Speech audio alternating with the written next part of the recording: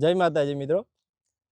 મહાકાળી માતાજી કાલિકા મંદિર પાવાગઢ ચાંપાનેર વર્ષોથી થતી આ પરિક્રમા અને આ પરિક્રમાની અંદર આ વખતે વર્ષ 2025-26ની અંદર આ પરિક્રમા થવા જઈ રહી છે। 10મી પરિક્રમા આપણા આ પુરાતત્વ સ્થળ અને પ્રાચીન જે મંદિર મહાકાળી માતાનું પ્રાચીન મંદિર 51 શક્તિપીઠોમાંનું એક એવું કહેવાય કે જે પ્રદક્ષિણા કરવી એટલે કે માતાજીની જે સ્થાન છે એની આસપાસ ગોળ ગોળ ફરવું।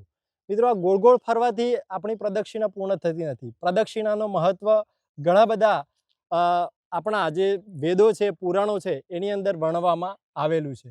સાથે સાથે આપણી જે પરિક્રમા શરૂઆત થનાર છે એવું કહી શકાય કે જ્યારે પાવાગઢનું પતન થયું એનાથી પણ આગળના વર્ષની અંદર એટલે કે એનાથી પણ ઘણા બધા વર્ષો પહેલા અહીંયા જે તમે અમારી પાછળ જોઈ રહ્યા છો એવું એક આ વાઘેશ્વરી માતાનું મંદિર આવેલું છે। વાઘેશ્વરી માતાના મંદિરથી આ પરિક્રમાનું પ્રસ્થાન થનાર છે। વાઘેશ્વરી માતાનું મંદિર એટલે કે પાવાગઢનો જે કિલ્લો છે તેમાં જે દિલ્હી દરવાજો છે એની પાછળના ભાગની અંદર આ પૌરાણિક મંદિર આવેલું છે અને આ જે મંદિર છે તેની ખૂબ જ આપણને લોકવાયકાઓ તો ઠીક છે પરંતુ તેની ઓથેન્ટિક બાબતો પણ આપણને પુરાણો અને શાસ્ત્રો દ્વારા આપણને પ્રાપ્ત થાય છે। કહેવામાં આવે છે કે ચાંપાનેર જે પાવાગઢ છે એને આપણે પાવાગઢ અને ચાંપાનેર આ બંનેને આપણે અલગ રીતે ઓળખતા હોઈએ છીએ। ચાંપાનેર એટલે જ્યાં આગળ લોકોનો વસવાટ હતો, રાજ પરિવારોનો વસવાટ હતો અને જ્યાં વહીવટી તંત્ર ચાલતું હતું એને આપણે ચાંપાનેરના તરીકે ઓળખીએ છીએ। પાવાગઢ એટલે કે જે પર્વત સાથે જોડાયેલું છે।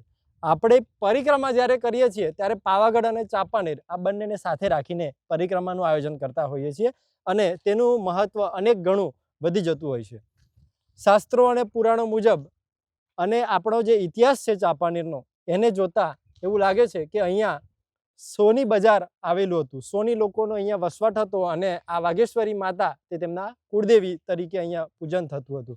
એટલે કહી શકાય કે વાઘેશ્વરી માતાનું મંદિર એટલે 1-2 વર્ષ નહીં પરંતુ 700થી હજારો વર્ષ સુધીનું આપણે એને પૌરાણિક રીતે જોઈએ તો એનું ખૂબ જ મહત્વ વધી જાય છે। ચાંપાનેર પાવાગઢની જે પરિક્રમા છે તેની આપણું જે એનું સ્ટાર્ટિંગ સ્થળ કે જેની શરૂઆત કરીએ છીએ ત્યારે વાઘેશ્વરી માતાના મંદિરથી એટલે કે પાવાગઢનો જે કિલ્લો છે અને એવી જગ્યા કે જ્યાં આગળ લોકોને શાંતિ, સુખી અને આત્માને પ્રભુ સાથે એટલે કે સીધા મહાકાળી માતા સાથે મિલન થાય ને એવી જગ્યાએથી શરૂઆત અહીંયાથી પ્રસ્થાન કરાવવામાં આવે છે અને આ પ્રસ્થાનનું સ્થળ એટલે વાઘેશ્વરી માતાજી। વાઘેશ્વરી માતાજી વિશે હવે આપણને વધુ અને થોડીક રસપ્રદ માહિતી વનરાજસિંહ ચાવડા આપણને આપશે।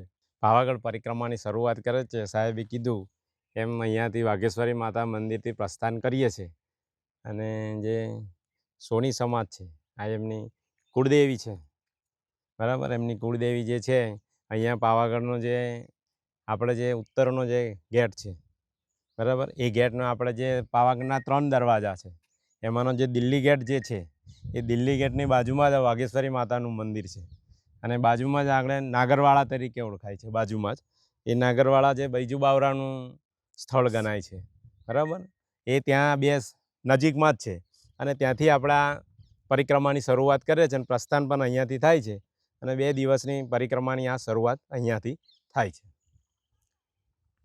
વધારે જે અહીંયાનું જે મહત્વ છે એના વિશે લોકવાયકાઓ તો ઘણી છે વનરાજભાઈ, પરંતુ આપણે એવું કહી શકીએ કે આના વિશે વધુ માહિતી આપણને આર્કોલોજી પાસેથી મળી શકે કે આ વિસ્તાર અત્યારે નાશપ્રાય હાલતમાં છે। તો આ જે મૃતપાય અવસ્થા જે થઈ એનું વર્ષ આપણે આમ અંદાજ મારવો હોય તો કેટલો વર્ષ મારી શકાય? એમ એવું છે કે 1537ની અંદર અહીંયા જે મોગલ એમ્પરર હુમાયુએ જ્યારે અહીં અટેક કરેલો, બરાબર, એ 1537ની અંદર અહીંયા હુમલો થયો અને ત્યારબાદ જે આપણે જે પાવાગઢનું જે ગુજરાતનું જે કેપિટલ ચાંપાનેર જે રાજધાની હતી ત્યાંથી અહીંયાથી શિફ્ટ થઈ ત્યાર પછી અહીંયાથી એની પતનની શરૂઆત થઈ ગઈ। મતલબ કે અહીંયા માણસોનો ખૂબ મોટો વસવાટ હતો પરંતુ આ જે હુમાયુનું આક્રમણ હતું, મોગલોનું આક્રમણ હતું એના પછી આ જગ્યાઓ નાશપ્રાય બની એવું આપણે કહી શકીએ છીએ। તો આવી રીતે વાઘેશ્વરી માતાજીનું મંદિર પણ ખૂબ જ મહત્વ ધરાવે છે અને વાઘેશ્વરી માતાના મંદિરથી આપણી પાવાગઢની પરિક્રમા જે છે એ અહીંયાથી પ્રસ્થાન કરાવવામાં આવે છે।